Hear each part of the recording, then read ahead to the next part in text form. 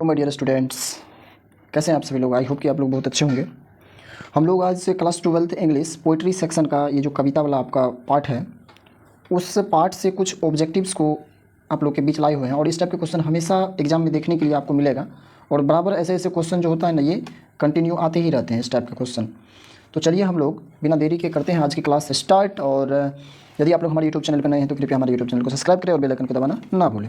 तो आप लोग के स्क्रीन पे दिख रहा होगा क्लास 12th इंग्लिश, और यहाँ पर लिखा हुआ है सेशन जो 2024-25 है, जिसका सेशन है जो 25 में एग्जाम देने वाले स्टूडेंट हैं उनके लिए ये क्लास स्पेशल है। पोइट्री सेक्शन है, जो आपका कविता वाला जो पार्ट है उनसे कुछ कुछ ऑब्जेक्टिव्स को लिया गया और इतने इंपॉर्टेंट ऑब्जेक्टिव को लिया गया है कि हमेशा बोर्ड एग्जाम में इस टाइप के क्वेश्चन जो है आपको देखने के लिए मिलेगा। तो चलिए हम लोग जानते हैं इस टाइप के क्वेश्चन को और सॉल्व करने का प्रयास करते हैं। तो ये फर्स्ट क्वेश्चन आपके सामने है और फर्स्ट क्वेश्चन है आपका स्क्रीन पे दिख रहा होगा। लीजिए, ये लिखा हुआ and what I assume you shall assume is taken from. तो माय डियर स्टूडेंट्स, ये आप लोगों को जो ऑफलाइन वाले स्टूडेंट है, जो ऑफलाइन पढ़े थे, उसको बताए थे कि आपको आपका जो बुक है ना उसको लाइन बाय लाइन पढ़ना पड़ेगा। लाइन बाय लाइन पढ़िएगा, फिर पता चलेगा कि ये जो लाइनिंग है and what I assume you shall assume is taken from, मतलब ये लाइनिंग कहाँ से लिया गया, ये लाइनिंग कहाँ से लिया गया, किस पार्ट का ये लाइन है, ये आपको बताना है। तो ये है हम लोगों का सॉन्ग ऑफ माई सेल्फ। ये आप लोगों को एग्जाम में हमेशा इस टाइप के क्वेश्चन देखने के लिए मिलेगा और हमेशा 3 से 4 ऑब्जेक्टिव इसी टाइप के रहते हैं क्वेश्चन, और इसी में से कुछ ना कुछ क्वेश्चन आने वाला है बोर्ड एग्जाम में 2025 में जो आप लोग देने वाले हैं। तो आप लोग निश्चिंत रहे। चलिए आगे हम लोग जानते हैं।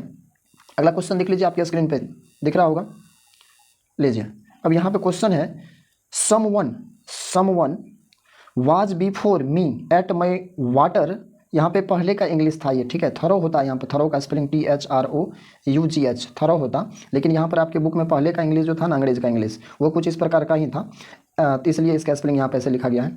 And I like a second corner waiting, ये भी वही चीज़ है कि ये जो लाइनिंग है, ये लाइन कहाँ से लिया गया, किस पार्ट से लिया गया। तो माय डियर स्टूडेंट्स, आप लोगों को बुक जो है वो लाइन बाय लाइन पढ़ना पड़ेगा, फिर पता चलेगा। तो ये जो लाइनिंग है ये है सनेक का, सनेक से लिया गया लाइनिंग है, ये सनेक पार्ट का है ये, ठीक। ऑप्शन नंबर बी करेक्ट है। चलिए अगले क्वेश्चन की ओर हम लोग बढ़े। अगला क्वेश्चन आप लोग के स्क्रीन पर दिख रहा होगा, ये देखिए।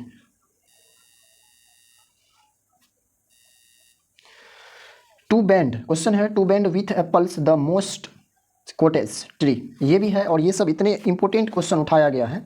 कुछ कुछ क्वेश्चन तो बोर्ड एग्जाम में ही पूछा गया क्वेश्चन है, और जो आपके 2025 में आने वाले एग्जाम में भी बहुत ही हेल्पफुल रहेगा आप लोग जो एग्जाम दीजिएगा। तो फटाक से बोलिए ये किस चैप्टर का लिया गया लाइनिंग है। तो ये है ओड टू एटम पार्ट से लिया गया है ये। चलिए आगे देखते हैं हम लोग, अगले क्वेश्चन की ओर बढ़े। ये देखिए कितने मस्त मस्त क्वेश्चन लाए हुए हैं आप लोगों के बीच।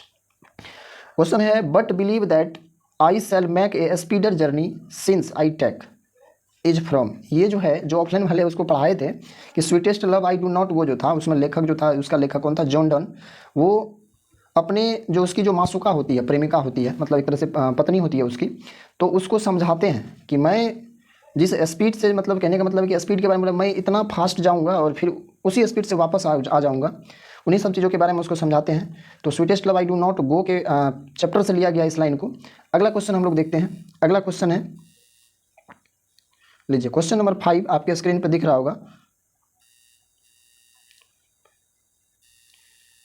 ये रहा, लीजिए क्वेश्चन है, यहाँ पे देख रहे हैं इसको 2 पढ़ा जाता है।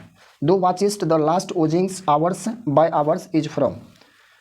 इसका ये जो लाइनिंग है, ये लाइन कहाँ से लिया गया है, किस चैप्टर का लाइनिंग है। तो ये आप जब तक बुक नहीं पढ़िएगा तब तक आप लोग को भी पता नहीं चलेगा। तो ये हम फिलहाल आप लोग को यहाँ बता दें कि ऑप्शन नंबर बी करेक्ट है, एन एपिटफ से ये लिया गया है, एन एपिटफ से ये लाइन को लिया गया है।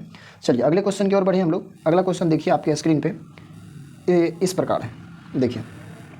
इन hearts at peace under an English heaven, ये जो लाइनिंग है ये किस पार्ट से ली गई है। तो ये है 10 सोल्जर से लिया गया। ये कहाँ से लिया गया है, 10 सोल्जर से लिया गया। चलिए अगला है हम लोगों का, अगला लाइनिंग देखिए यहाँ पर, आई सेलिब्रेट। इस टाइप का निश्चिंत रहिए आप लोग को इसी टाइप का क्वेश्चन मिलने वाला है बोर्ड एग्जाम में। इसमें तो ढेर सारा क्वेश्चन जो आप देख रहे हैं ना, ये सब पूछा गया क्वेश्चन है बोर्ड एग्जाम में। I celebrate my self and Singh my self, तो ये इससे पता चलता है हम लोगों को ये song of my self chapter का ही है ये, ठीक। चलिए आगे बढ़ते हैं हम लोग, क्वेश्चन नंबर 8 को देख लेते हैं। और 8 नंबर क्वेश्चन है यहाँ पर, ही lifted his head from his drinking is from. ये स्नेक वाले पार्ट से है, जिसमें पानी पीने के लिए सांप जो है लेखक के नल पे आते हैं। चलिए अगला क्वेश्चन हम लोग देखें। अगला क्वेश्चन देखिए, जब तक बुक लाइन बाय लाइन पढ़िएगा नहीं तब तक तो होगा नहीं, इसलिए बुक को थोड़ा सा पढ़िए, पोइट्री सेक्शन को पढ़िए। एंड द नाइटिंगल, नाइटिंगल की जो बातें हुई है ना आपके बुक में, ये नाइटिंगल की बातें, ये now the leaves are falling fast केवल इसी चैप्टर में हुआ है इसकी बातें, तो इसको अच्छा से याद रखिएगा आप कि now the leaves are falling fast जो है इसी चैप्टर में नाइटिंगल की बातें हुई हैं। चलिए अगला क्वेश्चन देखते हैं हम लोग।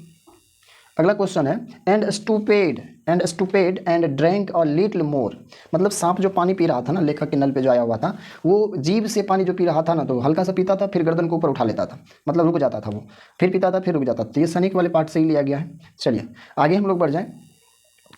अगला क्वेश्चन देखिए, आपके स्क्रीन पे दिख रहा होगा क्वेश्चन नंबर, अभी हम लोग 9 तक 10th तक को देखे हैं, क्वेश्चन नंबर 11 देखिए, आपके स्क्रीन पे दिख रहा होगा। The line hoping to cease not till death, ये जो लाइनिंग है ये कहाँ से ली गई है? तो जब तक बुक नहीं पढ़िएगा तब तक तो संभव है नहीं, तो ये लाइन है सॉन्ग ऑफ माई सेल्फ। चलिए अगला क्वेश्चन बढ़ते हैं हम लोग। अब देखिए, अब इधर कुछ राइटर का नाम पूछा गया, राइटर का नाम, हु रोट, किसने लिखा, एनिपिटफ को, कौन लिखा, अरे कौन लिखा, वाल्टर ढेला मारे, किसको मारे, एनिपिटफ को मारे, वाल्टर ढेला मारे, तो इसका ऑप्शन नंबर बी करेक्ट है।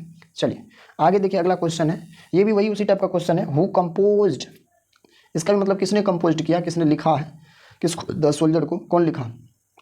द सोल्जर मतलब क्या होता है, सैनिक, सिपाही। सिपाही क्या करता है बताए थे, सिपाही क्या करता है, किसी को रपट के पकड़ता है, रपट मतलब कुछ दूर तक उसका पीछा करता है और तब जाके उसको पकड़ता है, इसलिए द सोल्जर याद रखिए, रपट बुरुक।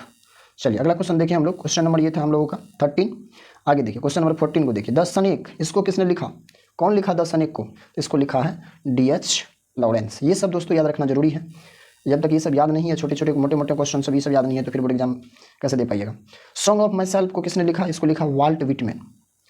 तो माय डियर स्टूडेंट, ये था कुछ ऑब्जेक्टिव्स जो आपको एग्जाम में हमेशा देखने के लिए मिलेगा, तो इसको बढ़िया से एक बार अच्छा से देख लीजिए क्लास को और लिख लीजिए, अपने कॉपी में नोट कर लीजिए, क्वेश्चन बोर्ड एग्जाम में आएगा ही आएगा, इस बात से आप निश्चिंत रहिए। तो मिलते हैं पुनः अगले क्लास में, तब तक के लिए जय हिंद।